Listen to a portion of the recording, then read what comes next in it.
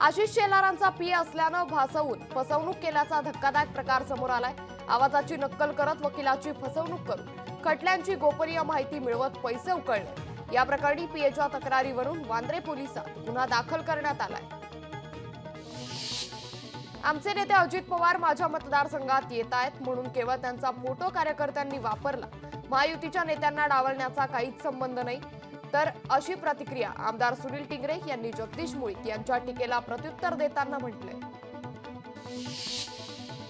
नाशिकच्या दिंडोरीमध्ये दमदार पावसानं हजेरी लावली आहे। पावसामुळे करंजवण धरण हे 90% भरलं असून धरणातून 6500 क्युसेकनं पाण्याचा विसर्ग सुरू आहे। ओबीसीच्या प्रश्नावर राज्यभर बैठका घेणार असल्याचं ओबीसी आंदोलक लक्ष्मण हाके यांनी सांगितले। वेळप्रसंगी आझाद मैदानावर धडक देऊ असा इशाराही हाके यांनी दिलाय।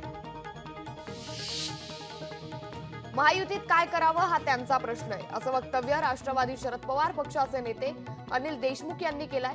भाजपनं काय करायचं, एकनाथ शिंदेंनी काय करायचं, अजितदादांनी काय करायचं हा त्यांचा प्रश्न आहे, असं देखील अनिल देशमुख म्हणाले।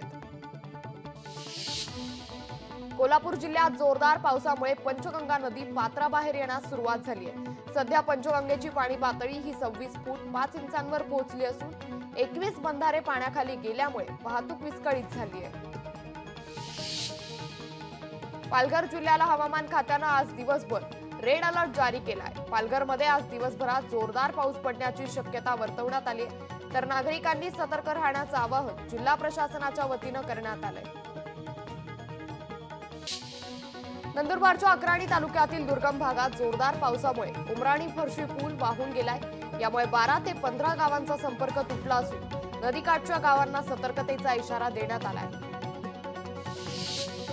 बीडमध्ये 2 दिवसांपासून मुसळधार पाऊस सुरू आहे। पावसामुळे बीड परळी महामार्गावरील पूल पुराच्या पाण्यात वाहून गेलाय। बीड परळी महामार्गावरील वाहतूक 48 तासांपासून बंद आहे।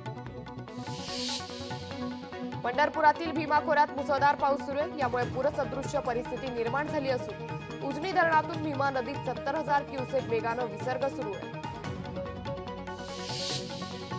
कोयना धरणातील पाणीसाठ्यात गेल्या काही तासात 3 टीएमसीनं वाढ झाली आहे। कोयना धरणात प्रतिसेकंद 40,000 क्युसेक पाण्याची आवक सुरू आहे। कोयना धरणात सध्या 96 टीएमसी पाणीसाठा आहे।